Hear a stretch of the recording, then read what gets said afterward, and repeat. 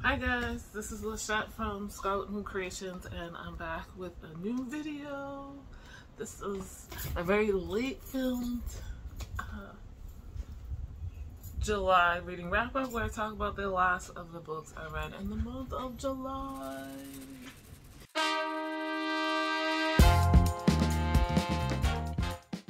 I really need to get these back to the library so they stop asking me like to pay for them. I'm filming this in mid-August because August came and then I had COVID. So today is the first day that I have tested negative, which is a good thing because I feel good as well. So let's not beat around the bush. Wow, I haven't done this in so long because for June I did like vlogs, but summertime warnings, my window is open, my overhead fan is on. I have an overhead fan now. But yeah, I live on Main Street in New York City on the street level, so you may hear some ambient noises, and I'll do my best to edit those out or pause so I don't have to edit those out. But yeah, fair warning. Now let's get into those books. The next book I finished in July was Planet Barbarians by Ruby Dixon. So this is one that I've been hearing about everywhere, and I'm always willing to try things. I had requested this for the Amazing Readathon in June since I was on the romance team, and this would have got me bonus points for that. Obviously I didn't get to it then, but I still wanted to read it, so I'm like, well, it's here. It took a while to get here. Let's give it a shot. If you don't, I'm not sure if this counts as like monster romance, but it definitely counts as alien romance, right? So this is book one in a 12, 15, 16 ongoing series, and I didn't realize exactly how long it was, but it's not as long as maybe I thought. I don't know. Anyway, romance series. The situation is we have our main character Georgie, who is kidnapped one night after work out of her bed by aliens, and she wakes up to find herself in this alien ship with some other women who have also been kidnapped, and they find out they're basically going to be sold, like human trafficking in a very direct sort of way. However, the alien ship crashes on this like ice planet, this planet that seems to be in the middle of the winter, and the girls need to figure out how they're going to survive. Georgie seems to be like the ringleader, at least in this sense that she's willing to go out and try to find food and things like that. When she goes out, she comes across this big blue alien dude who seems instantly enamored with her. They don't speak the same language, but he's like, okay, this is my mate. So fated mates trope in here.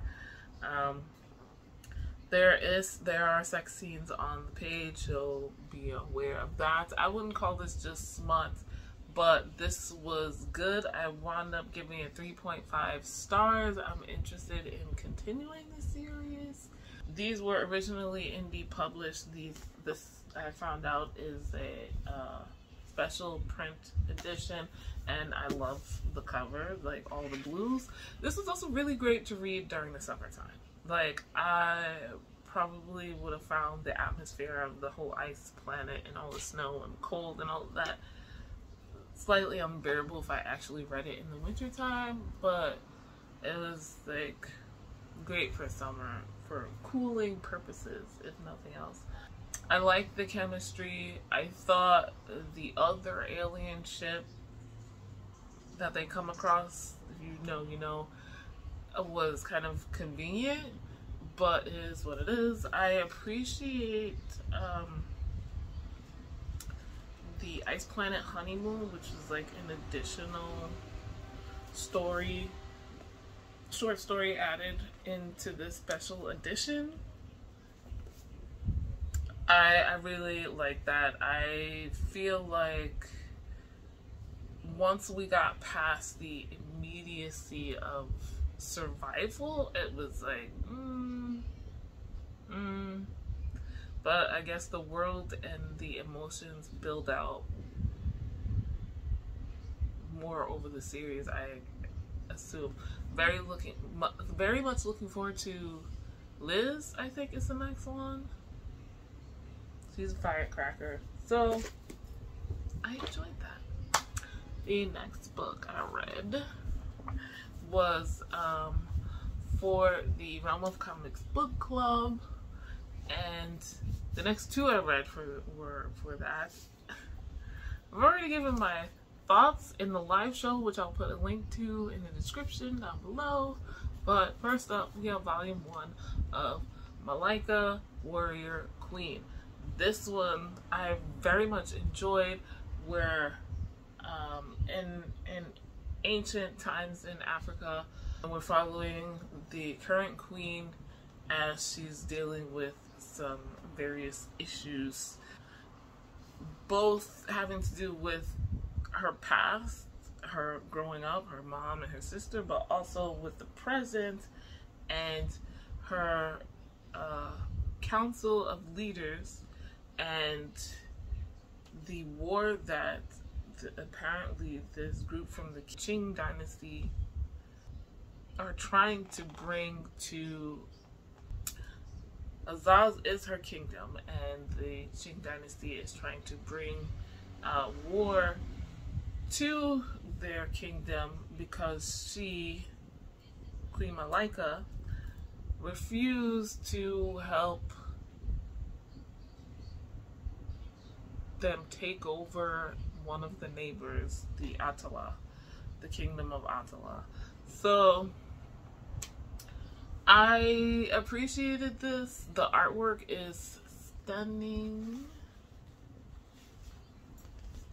The details are great. The colors, I just, I love the colors. Like, the redden. But, I liked Malika as a character in this. I felt like some parts of the story were a little predictable. This is owned voices. This is from Unique Studios and distributed by Dark Horse, both of which are indie publishers. Unique, I think, fits that more so than Dark Horse at this point, at least size-wise. But the Unique is from a West African creator, and the stories are told by West African artists and writers such as Roye Okupe with Chima Kalu and Raphael Kazim.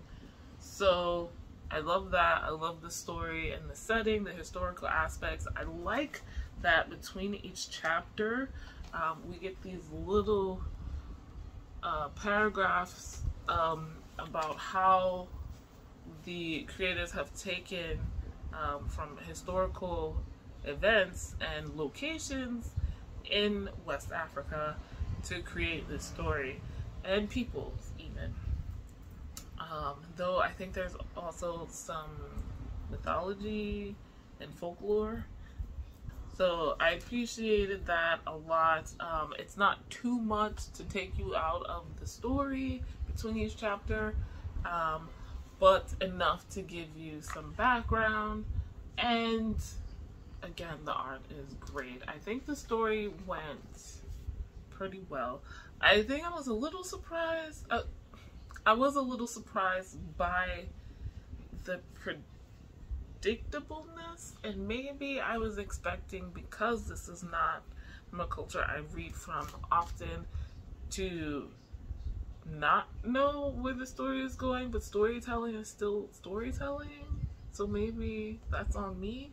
It wasn't completely predictable, but like the situation with the sister, I kind of saw that coming. Not exactly how, but for the most part, yeah. And Bass, being how Bass was connected to Malika, that was predictable to me as well. I was like, okay. However, the ending, we end on a cliffhanger, and it's a surprise because suddenly we're in the future, like the present day for us. Or is it the present day?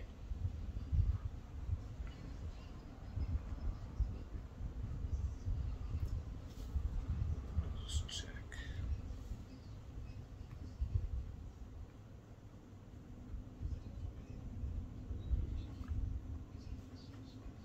Oh, yeah, here we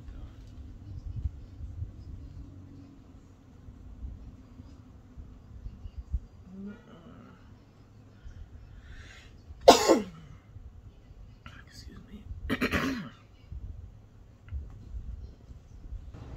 It's not modern day, but 2003, so we jump to the future, and it's continued in volume 2, which we read next. The only other thing I'll add about this is the fact that there were 2 additional stories which I really appreciated. One, I wish was integrated into the main storyline of volume 1, but I guess I can see why it wasn't. It would kind of take you on a tangent for a little bit of time. But I was just like, when we didn't get it in the middle of this storyline, I was like, what? We just talking about this like it happened, but we didn't see it happen.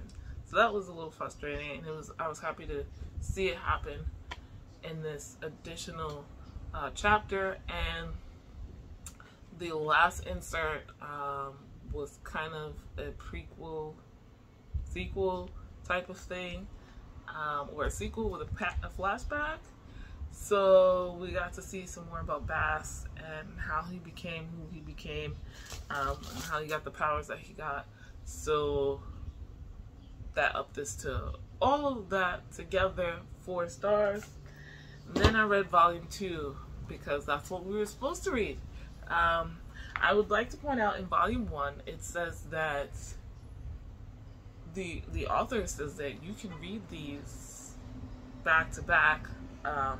You don't have to read the books in this universe in a certain order. I strongly disagree. I'm not the only one. Check out that timestamp for the live discussion we had. So this is Malika, Warrior Queen, Volume 2. By Roy Akupe, San Kanmi Akimboyo Nucheo, Etubi Onucheo, and Toyin Ajetumobi. I should have practiced those before we started filming.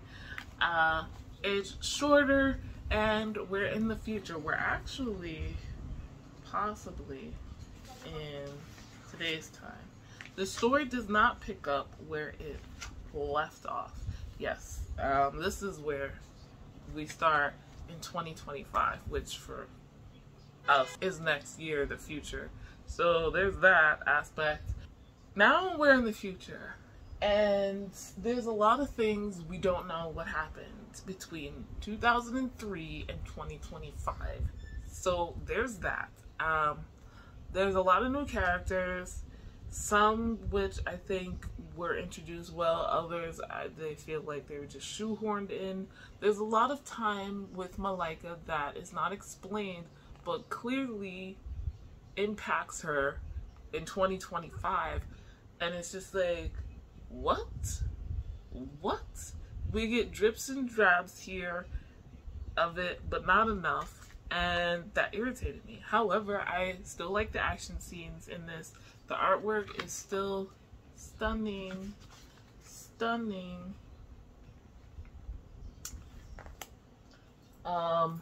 Malika is a different woman, understandably, and this doesn't really seem to be about her exactly. So half the time we're not even following her. So it's not that I didn't like this, I just didn't like it as much. And I feel a little lied to, that, oh, we could just read this with no problem. Like, I would strongly suggest we go onto the Unique Studios website and read their chronological order, I guess you could say it is. One thing though, that did leave me wanting to read some of the others in that series. So like EXO, Ianu, and Olaris. What it seems is they're trying to build something similar to like X-Men, or what Marvel has been doing with their cinematic universe. We're building up to something like a team up type of thing with multiple people having powers. I like that. I like X-Men. I like the Avengers and the Justice League. Like, I enjoy that. So I'm not mad at it. I just wish the author hadn't explicitly stated it does not need to be read in a certain order when I feel it does. Because this probably wouldn't have frustrated me nearly as much otherwise. Okay, and the last book I read in the month of July. Finally, The Undertakers by Nicole Glover. This is book 2 in the Murder and Magic series by this author.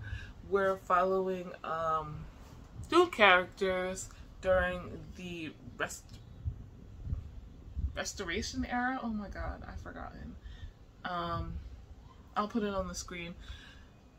Basically, after the Civil War, when black people were supposedly getting their rights, and the United States is, white people are adjusting to black people not being slaves and chattel or whatever.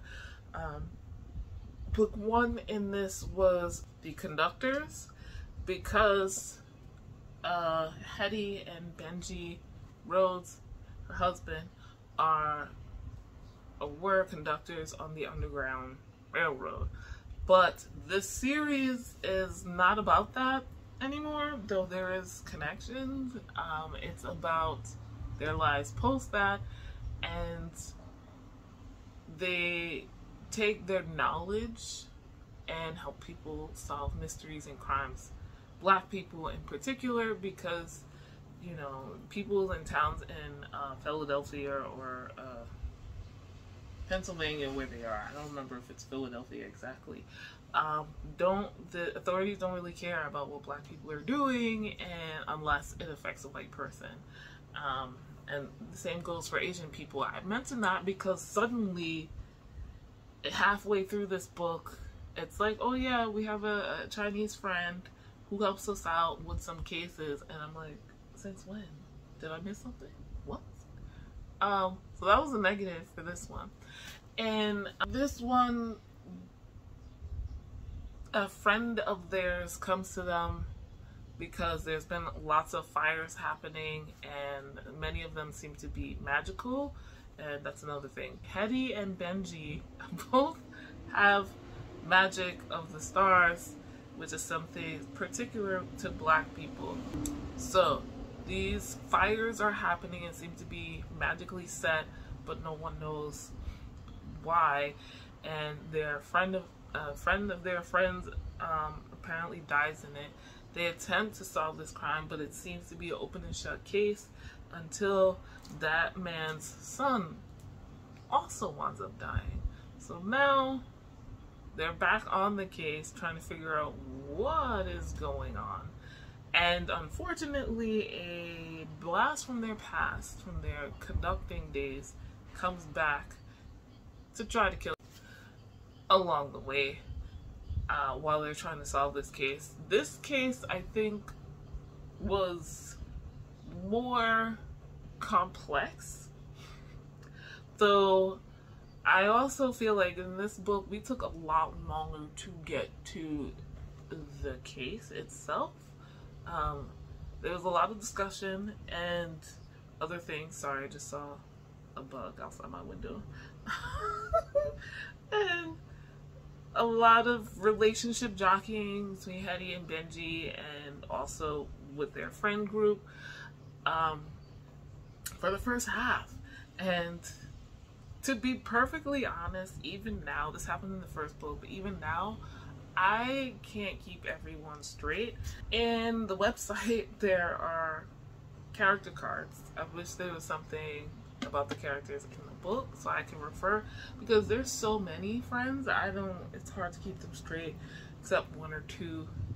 I enjoyed this though, so I gave this 4 stars. And that was the last book that I read in the month of July. Guys, like this video. If you like this, subscribe. If you're new, hit the notification bell so you know when the next video is coming.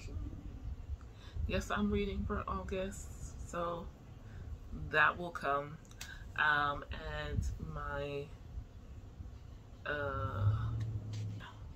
Remix Classics vlogs will keep coming. The one for July that I was supposed to do will come when it comes. I didn't finish it until August 1st though.